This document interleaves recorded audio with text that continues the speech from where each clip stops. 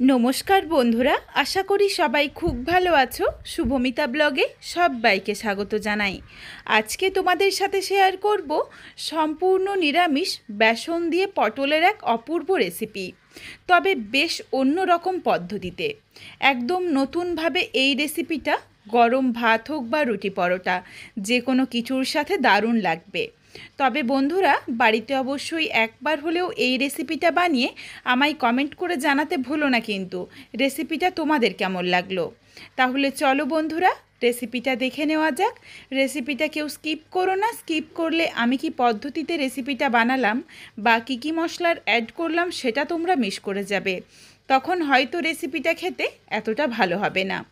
এখানে আমি প্রথমেই পটল আলু কেটে নিয়েছি। পটলের খোসা অল্প অল্প করে ছুলে তারপর একটু কোনাচি করে কেটে নিয়েছি যাতে দেখতে সুন্দর লাগে। পটলগুলো কয়েকদিন ফ্রিজে থেকে গিয়েছিল, এই জন্য দেখো একটু হলুদ রং হয়ে গেছে। আর এখানে নিয়ে নিয়েছি কিছুটা পরিমাণে বেসন। বেসনের পরিমাণটা তোমরা তোমাদের পছন্দ মতো চাইলে আরও বাড়িয়ে বা কমিয়ে নিতে পারো। এখানে আমি বেসনটা বেশ অন্যভাবে ব্যবহার করব। আশা করছি রেসিপিটা দেখেই তোমাদের ভীষণ ভালো লাগবে। প্রথমেই এখানে আমি একটা পাত্রে কিছুটা পরিমাণে বেসন নিয়ে নিলাম, তবে মনে হচ্ছে যে বেসনটা একটু কম হয়ে যাবে, এই জন্য আমি আবারও 2 চামচ পরিমাণে বেসন দিয়ে নিয়েছি। এরপর বেসনের মধ্যে আমি বেশ কিছু উপকরণ অ্যাড করব। এখানে আমি রেসিপিটা নিরামিষভাবে বানাচ্ছি, তবে তোমরা চাইলে খুবই সামান্য একটু পেঁয়াজ কুচিরও ব্যবহার করতে পারো যদি আমিষভাবে বানাও তাহলে। এরপর বেসনের মধ্যে দিয়ে দিলাম অল্প একটু কাঁচা লঙ্কা কুচি, স্বাদ অনুযায়ী লবণ, তোমরা যেমন ঝাল খাও সেই বুঝে কাঁচা লঙ্কাটা দিয়ে নিও। দিয়ে দিলাম সামান্য একটু হলুদের গুঁড়ো কালারের জন্য, আর দিয়ে দিচ্ছি অল্প পরিমাণে গোটা জিরে, আর সামান্য একটু জোয়ান নিয়েছি। জোয়ানটা হাতে করে একটু দলে দিয়ে দিলাম যাতে জোয়ানের ফ্লেভারটা ভালোভাবে বেসনের সাথে মিশে যায়। আর দিয়ে দিচ্ছি 1/2 চামচ পরিমাণে কাসৌরি মেথির পাতা, দিয়ে দিলাম 1 চামচ সর্ষের তেল। এরপর আমরা যেভাবে আটা বা ময়দা মাখি সেইভাবে অল্প অল্প করে জল দিয়ে একটা ডো বানিয়ে নিতে হবে। প্রথমে আগে শুকনো উপকরণগুলো হাতে করে খুব ভালোভাবে মেখে নিয়েছি, এরপর অল্প জল দিয়ে ডো বানিয়ে নিচ্ছি। তোমরা চাইলে কিন্তু এখানে এইগুলো একদম আমরা নর্মাল যেভাবে বেসনের বড়া মাখি সেইভাবেও করতে পারো, কোনো অসুবিধে নেই। তবে এইভাবে যদি তোমরা করো তাহলে একটু সময় লাগবে। সুন্দরভাবে দেখো ঠিক যেভাবে আটা মাখি একটু কিন্তু নরম করে মাখতে হবে, খুব বেশি শক্ত করা যাবে না, হাতে কিন্তু ঠিক এইভাবে লেগে লেগে যাবে। এরপর ছোট্ট ছোট্ট করে এগুলোকে ঠিক লেচির মতো করে করে নিচ্ছি, তবে খুব ছোট, বেশি বড় কিন্তু দেবে না, তখনও খেতে ভালো লাগবে না। এইভাবে করে নিয়েছি। তোমরা চাইলে কিন্তু হাতে করে একটু গোল পাকাতে পারো, কিন্তু রেসিপিটা আমি যদিও এই প্রথমবার নতুনভাবে বানাচ্ছি এই জন্য আমি বুঝতে পারিনি, এই জন্য কিন্তু দুইভাবেই করেছি। কয়েকটা গোল করেছিলাম আর কয়েকটা গোল করিনি। তবে আমার মনে হয়েছে যেগুলো গোল করেছিলাম সেগুলোর থেকে যেগুলো এমনি কেটে রেখেছি এইভাবে ভাজলেই বেশি ভালো হয়, গোল করার কোনো রকম দরকার নেই। কড়াইয়ের মধ্যে কিছুটা পরিমাণে সাদা তেল গরম করে নিয়েছি। তেলটা খুব ভালোভাবে গরম হয়ে গেছে। এরপর একে একে বেসনগুলো দিয়ে দিচ্ছি। বেসনটা দেওয়ার পর গ্যাসের ফ্লেম লো টু মিডিয়ামে রেখে বেশ লাল লাল করে সময় নিয়ে ভেজে নিতে হবে, যাতে একদম ভেতর অবধি ভালোভাবে ভাজা হয়, তাহলে কিন্তু খেতে বেশ ভালো লাগবে। এইভাবে বড়াগুলো ভেজে রান্নাতে দিলে ঝোল কিন্তু একদমই টানে না।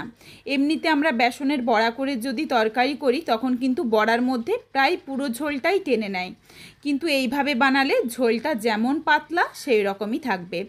তবে তোমাদের হাতে যদি সময় বেশি না থাকে বা একটু পরিশ্রমের বলে মনে হয় এটা, তাহলে চাইলে কিন্তু তোমরা এমনি জল দিয়ে যেমন নর্মাল আমরা বেসনের বড়া ভাজি সেইভাবে ভেজে নিয়েও রেসিপিটা বানাতে পারো, কোনো অসুবিধে নেই। এই উপকরণগুলো দেওয়ার জন্য কিন্তু খেতে বেশ ভালো লাগবে। এক ব্যাচের বড়া একটু সময় নিয়ে বেশ লাল লাল করে ভেজে তুলে রেখেছি, আবারও আমি আরও এক ব্যাচ দিয়ে দিচ্ছি। একটু সময় নিয়ে এই বড়াগুলোও ভেজে নেব যাতে ভেতর অবধি সুন্দরভাবে বড়াগুলো ভাজা হয়ে যায়। এই ব্যাচের বড়াগুলোও দেখো বেশ লালচে রং ধরিয়ে সময় নিয়ে ভেজে নিয়েছি, বড়াগুলো তুলে রাখলাম। কড়াইয়ের মধ্যে বাকি যেই সাদা তেলটা রয়েছে তেলের মধ্যেই দিয়ে দিলাম কেটে রাখা আলু পটল। আলু পটলটা দেওয়ার পর বেশ লাল লাল করে ভেজে নেব, আর এমনভাবে ভেজে নেব যাতে আলু পটলটা প্রায় 90% অবধি সেদ্ধও হয়ে যায় আর বেশ লালচে রং ধরিয়ে ভাজাও হয়। স্বাদ অনুযায়ী লবণ দিয়ে দিয়েছি, নাড়াচাড়া করে মিশিয়ে নিলাম। এরপর ঢাকা চাপা দিয়ে আলু পটলটা ভেজে নিচ্ছি। আলু পটলটা ভাজতে ভাজতে চলো একটা মশলার পেস্ট বানিয়ে নিই। তার জন্য মিক্সিং জারে নিয়েছি হাফ চামচ গোটা জিরে, হাফ চামচ গোটা ধনে। প্রথমে আগে এগুলোকে শুকনো অবস্থাতে গুঁড়ো করে নিয়েছি যাতে পেস্টটা একদম মিহি হয়। গুঁড়ো করার পর দিয়ে দিয়েছি 1 ইঞ্চ পরিমাণ আদা আর মাঝারি সাইজের একটা টমেটো। এরপর মশলাটা একদম মিহি করে বেটে রাখলাম। তোমরা চাইলে এখানে জিরে গুঁড়ো বা ধনে গুঁড়োরও ব্যবহার করতে পারো, যদি গোটা না ব্যবহার করো তখন। আর গোটা ব্যবহার করলে তাহলে এইভাবে বেটে নিও, আর গুঁড়ো ব্যবহার করলে চাইলে কিন্তু জলে একটু গুলিয়ে নিতে পারো, তাহলেও কিন্তু রান্নাটা করতে বেশ সুবিধে হবে। এদিকে দেখো পটলের মধ্যে সুন্দর একটা লালচে রং ধরে গেছে, একটু সেদ্ধ হতে বাকি ছিল, এই জন্য কিছুক্ষণের জন্য ঢাকনা দিয়ে ঢেকে রেখেছিলাম। আলু পটলটা দেখো বেশ লাল লাল করে ভাজা হয়ে গেছে আর সেদ্ধও হয়ে গেছে। তেলটা ঝরিয়ে আলু পটলটা তুলে রাখলাম। কড়াইয়ের মধ্যে যেটুকু তেল ছিল তার মধ্যে 1 চামচ পরিমাণে সর্ষের তেল গরম করে নিয়েছি। ফোড়নে দিয়েছি শুকনো লঙ্কা, তেজপাতা আর গোটা গরম মশলা। নাড়াচাড়া করে ফোড়নটা ভেজে নিয়েছি। তোমরা চাইলে কিন্তু অল্প একটু গোটা জিরে বা 5 ফোড়ন বা কালো জিরে এগুলোও দিতে পারো ফোড়নে, কোনো অসুবিধে নেই। তারপর ফোড়ন ভাজা হয়ে যাওয়ার পরে দিয়েছিলাম অল্প একটু হলুদের গুঁড়ো আর ঝালের জন্য লঙ্কার গুঁড়ো। নাড়াচাড়া করে হলুদের গুঁড়ো আর লঙ্কার গুঁড়োটা মিশিয়ে দিয়ে দিয়েছিলাম বেটে রাখা মশলার পেস্ট। মশলাটা দিয়ে গ্যাসের ফ্লেম লোতে করে একটু সময় নিয়ে মশলাটা কষিয়ে নিয়েছি। মশলার কাঁচা গন্ধটা দেখো চলে গেছে। এরপর এখানে আমি মশলার বাটি ধোয়া সামান্য একটু জল দিয়ে দিলাম। জল দিয়ে নাড়াচাড়া করে মিশিয়ে নিয়েছি। এরপর দিয়ে দিলাম ভেজে রাখা আলু পটল। আলু পটল দেওয়া হয়ে গেলে ঢাকা চাপা দিয়ে কিছুক্ষণ একটু আলু পটলের সাথে মশলাটা কষিয়ে নেব যাতে খেতে বেশি ভালো লাগে রেসিপিটা। কিছুক্ষণ সময় নিয়ে আলু পটলটা কষিয়ে নিয়েছি, আর যেটুকু সেদ্ধ হতে বাকি ছিল সেটাও কিন্তু দেখো সুন্দরভাবে আলু পটলটা সুসেদ্ধ হয়ে গেছে। একটা আলু তোমাদের চেপে দেখিয়ে দিলাম। এরপর এখানে আমি কিছুটা পরিমাণে জল দিয়ে দিয়েছি। জল দিয়ে আবারও একবার খুব ভালোভাবে মিশিয়ে নিলাম। এখানে তোমরা যেমন ঝোল রাখবে সেই বুঝে জলটা দিয়ে নিও। এরপর ঝোলটা ফুটে যাওয়া অবধি অপেক্ষা করব। ঝোলটা দেখো ফুটে উঠেছে। এরপর দিয়ে দিলাম স্বাদ অনুযায়ী লবণ আর সামান্য একটু চিনি। নিরামিষ তরকারি একটু চিনি দিলে কিন্তু টেস্টটা ব্যালেন্স হবে। তারপরে দিয়ে দিয়েছি ভেজে রাখা বড়াগুলো। নাড়াচাড়া করে মিশিয়ে নিয়েছি। এরপর গ্যাসের ফ্লেম লোতে করে প্রায় 3-4 মিনিট সময় নিয়ে রান্নাটা করে নেব যাতে বড়ার মধ্যে ভালোভাবে ঝোলটা ঢুকে যায়। কিছুক্ষণের জন্য ঢাকনা দিয়ে ঢেকে রেখেছিলাম। বেশ অনেকটা দেখো ঝোলটা কমে গেছে। একবার দেখো ভালোভাবে মিশিয়ে নিলাম। এখানে রেসিপিটা কিন্তু আমি খুব বেশি ঝোল রাখছি না, একটু মাখো মাখোই রাখছি। আর এই বড়াগুলোর মধ্যে কিন্তু ঝোল একদমই আর টানবে না, যা টানার টেনে নিয়েছে। এরপর তোমরা যদি এমনি নর্মাল বড়া করে করো সেই ক্ষেত্রে তোমরা জলটা বেশি দিও, কারণ সেই বড়াতে ঝোল বেশি টানে। এরপর দেখো রেসিপিটা একদম রেডি। দিয়ে দিলাম 1 চামচ পরিমাণে কাসৌরি মেথির পাতা, হাতে করে একটু দলে দিলাম যাতে গন্ধটা ভালোভাবে রান্নাটার সাথে মিশে যায়। মিশিয়ে নিয়েছি। এরপর ঢাকনা দিয়ে 5 মিনিটের জন্য স্ট্যান্ডিং টাইমে রাখছি।